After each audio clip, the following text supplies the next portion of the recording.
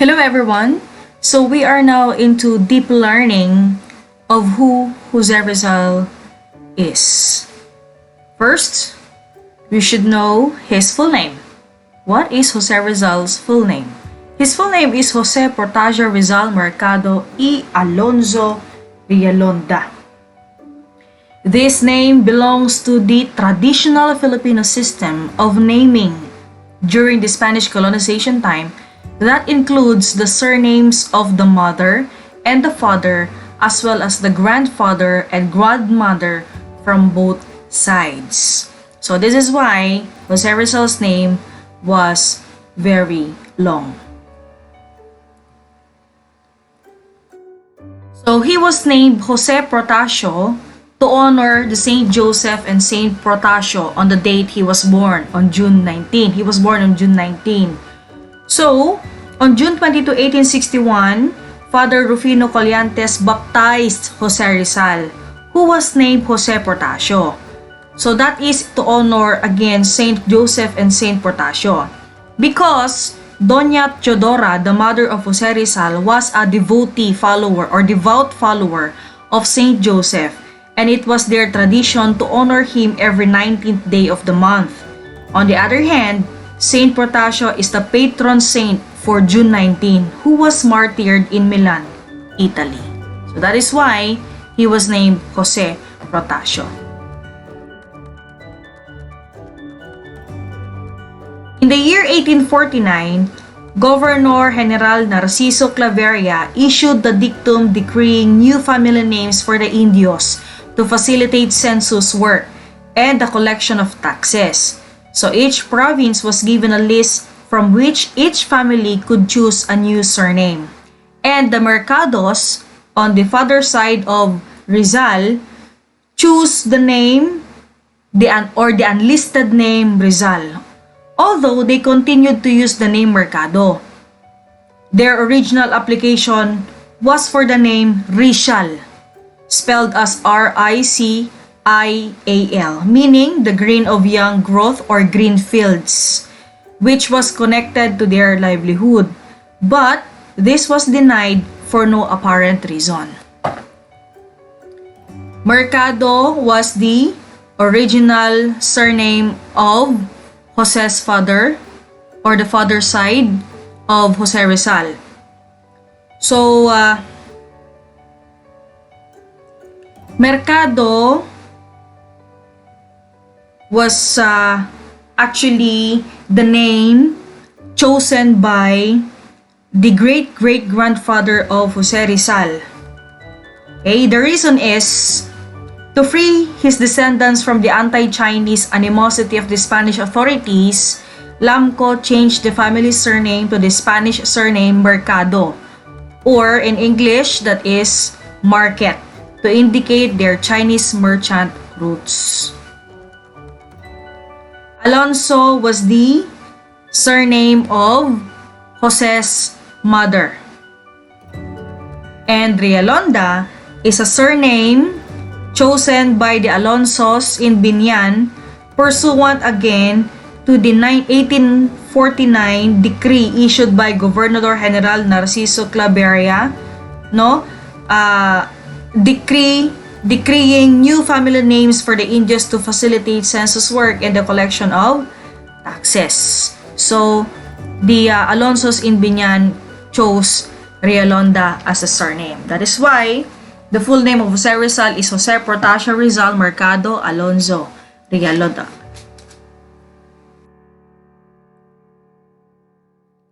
What is Jose's alias or nickname? So, Jose was called then Pepe. So, how did they come up with the surname Pepe?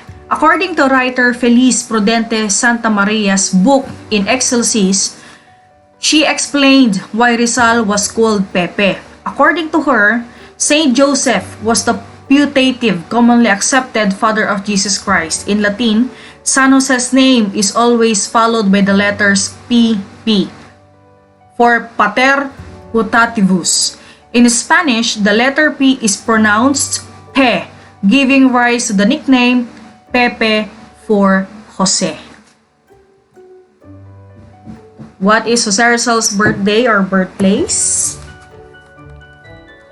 Jose Rizal was born in the 19th day of June 1861 between 11 to 12 midnight. His mother, Teodora Alonzo, almost lost her life in giving birth to Jose because of his big head. And because of this difficulty, the family of Jose Rizal considered him as special and called him as Muy Bonito. He was born in Calamba, Laguna, which was considered a first-class municipality and a place where the rich families enjoyed the material progress brought by the opening of the Philippines in the world trade. Majority of the land of the town was owned by the Dominican friars, and his father, Francisco Rizal, was an inquilino who rented a huge land from the Dominicans. The family of Rizal was considered as one of the richest family in Calamba, which was evident because his family were able to send their children to prestigious schools and universities in the country. The time of his birth was also important in analyzing his personality as a person and as a hero. He was born in a time where the well-educated Filipinos were starting to ask for reform from the Spanish government in the Philippines. The changes in the political views of the people during the time of his birth was brought by the enlightenment of the well-educated Filipino and the international events in regard to politics and government during the French Revolution, the conflict between the conservative and liberal government in Europe and the revolution of the colonies in the Latin America. The different events during this time, his time enriched his liberal ideas and sharpened his knowledge about the true government. Jose came from a mixture of Chinese, Spanish, Japanese, and Filipino blood. His great-grandfather in the father's side was Domingo Lamco, a Chinese immigrant from China who married Ines de la Rosa, a Chinese Christian girl from Manila. Domingo adopted the surname Mercado, a Spanish term for market. The son of Domingo and Ines, Francisco Mercado, resided in Biñan and married a Chinese woman named Cirila Bernaccia. He was elected as Gobernador Silio of Biñan, and later on, his son Juan Mercado followed his footsteps as the Gobernador Silio of the town. Juan was also married to a Chinese Filipino named Cirila Alejandra. The couple was blessed with 13 children, and one of those was Francisco Mercado, the father of Jose Rizal. At the age of 8, Francisco lost his father and grew up under the care of his mother. He studied Latin and philosophy at College of San Jose in Manila and fell in love with a student from the College of Santa Rosa named Teodora Alonzo, the mother of Rizal. Teodora Alonzo came from the family of Lacandula. Her great-grandfather Eugenio Ursua had a Japanese ancestry who married Benigna Ochoa. The daughter of Eugenio and Benigna was Regina, who was married to a Chinese Filipino from Pangasinan, and their daughter Brigida was married to a prominent Spanish named Lorenzo Alberto Alonzo from Biñan. One of the daughters of Lorenzo and Brigida was Teodora Alonzo. Both the parents of Jose Rizal had Chinese ancestry, and after their marriage in June 28, 1848, they settled in Calamba and engaged in farming business. They were blessed with 11 children, namely Saturnina, Pasiano, Narcisa, Olympia, Lucia, Maria, Jose, Concepcion, Josefa, Trinidad, and Soledad. This is the father of Jose Rizal, Francisco Mercado. He was the youngest of 13 of offsprings of Juan and Cirila Mercado, born in Binyan on April 18, 1818. Studied in San Jose College, Manila, and died also in Manila. This is the mother of Rizal. He was the second child of Lorenzo Alonso and Brigida de Quintos. She studied at the Colegio de Santa Rosa, and she was a business-minded woman, courteous, religious, hardworking, and well-read. She was born in Santa Cruz, Manila on November 14, 1827 and died in 1913. This is the eldest sister of Rizal, Saturnina. He later married Manuel Timoteo Hidalgo of Tanawan, Batangas. This is Pasiano Rizal, the only brother of Rizal and the second child of Francisco and Teodora. He studied at San Jose College in Manila and became a farmer and later a general of the Philippine Revolution. This is Narcisa, the third child. Married Antonio Lopez at Morong Rizal, a teacher and a musician. This is Olympia Rizal, the fourth child. Married Silvestre Obaldo and died in the 1887 from childbirth. This is Lucia Rizal, the fifth child. Married Matriano Herbosa. This is Maria Rizal, the sixth child. Married Daniel Faustino Cruz of Binyan, Laguna. And this is Jose Rizal, the second son and the seventh child of the family. He was executed by the Spaniards on December 30, 1896. This is Concepcion Rizal, no picture because the child died at the age of 3. This is Josefa Rizal, the ninth child, an epileptic and died a spinter or died as a single. This is Trinidad Rizal, the 10th child, died as a spinter and the last of the family to die. This is Soledad, the youngest child, and married Pantaleon Quintero. So Rizal's family belonged to the middle class or a principalia class or a creoles. The status of his family brought a comfortable life to Jose. Their house was made of adobe and hardwood. They owned a carriage and horses, which were the symbols of wealth during those times. Jose had 10 siblings, and all of them were educated in Manila, and still his parents could afford to hire a private tutor for the young Jose. The resources provided by his parents enhanced the innate intelligence of Jose Rizal in becoming well educated, and because of his knowledge, he would someday enlighten the Filipino to assert their rights and ask for reform in the government. Now let us look into the early childhood memories of Jose Rizal. Jose Rizal's childhood memories were full of happiness because of the care and love of his family. And because of his health condition, his parents employed an aya or a nursemaid who looked after his comfort. His aya told him a lot of stories about the fairies, aswang, the nuno, and the tikbalang. His innate brightness made him remember all the trees from the orchards of his father.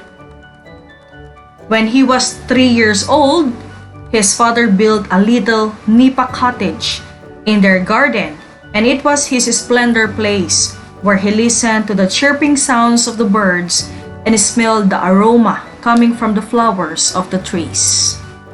When he was 4 years old, he then experienced his first sorrow because of the death of his little sister Concha. It was the first time that he shed tears caused by the love and grief. He learned to read and write at the age of 3, with the help of his mother, his first teacher. And he remembers. After God, the mother is everything to man. She taught me how to read. She taught me how to stammer the humble prayers that I addressed fervently to God. And now that I am a young man, where is that simplicity, that innocence of my early days? The story of the moth. The story of the moth has a relevant connection to the life of Jose Rizal, or to the destiny of Jose Rizal.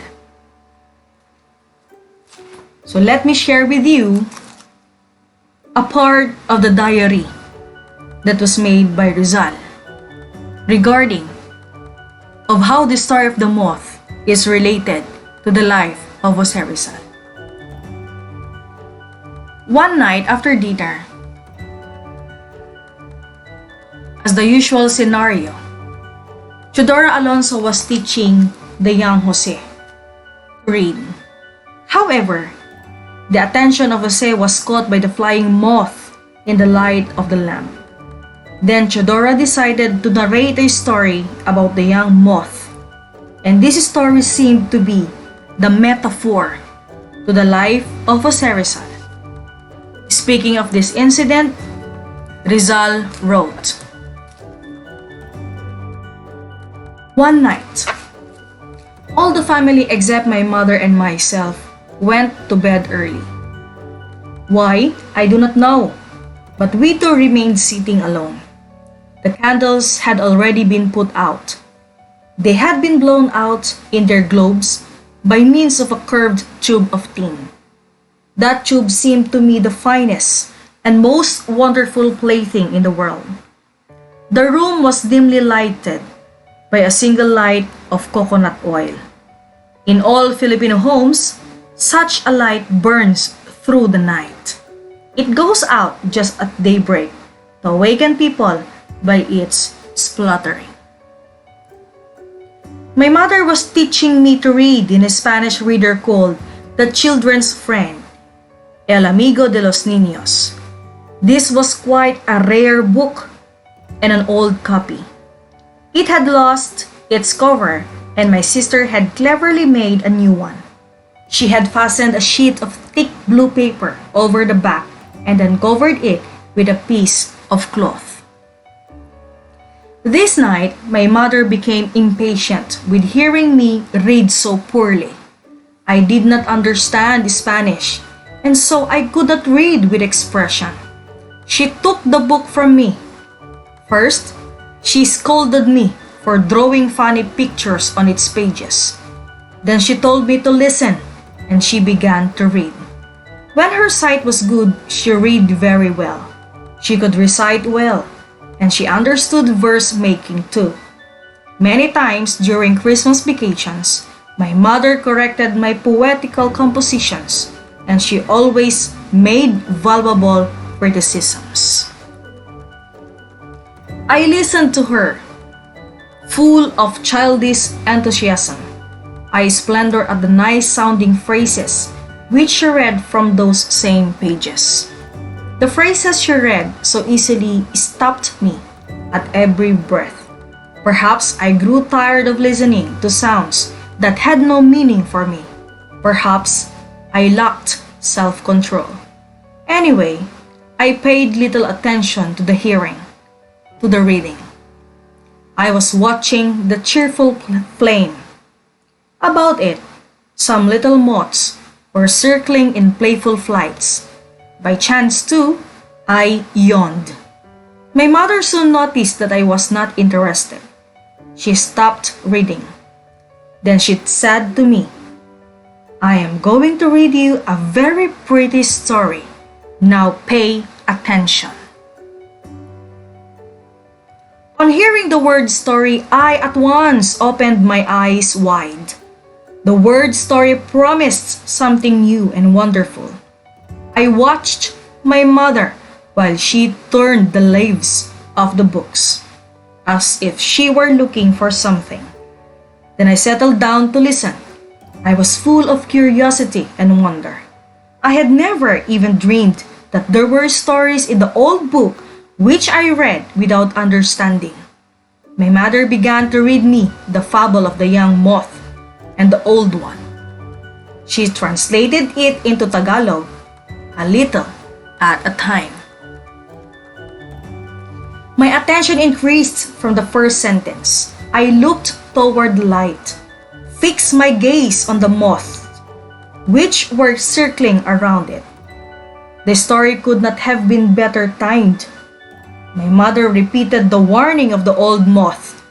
She dwelt upon it and directed it to me. I heard her. But it was a curious thing that the light seemed to me each time more beautiful, the flame more attractive. I really envied the fortune of the insects. They frolicked so joyously in its enchanting splendor that the ones which had fallen and been drowned in the oil did not cause me any dread. My mother kept on reading and I listened breathlessly. The fate of the two insects interested me greatly. The flame rolled its golden tongue to one side, and a moth, which this movement had signed, fell into the oil, fluttered for a long time, and then was quiet. That became for me a great event. A curious change came over me, which I always noticed in myself whenever anything stirred my feelings. The flame and the moth seemed to go further away, and my mother's words sounded strange and uncanny. I did not notice when she ended the fable. All my attention was fixed on the face of the insect. I watched it with my whole soul. It had died, a martyr to its illusions.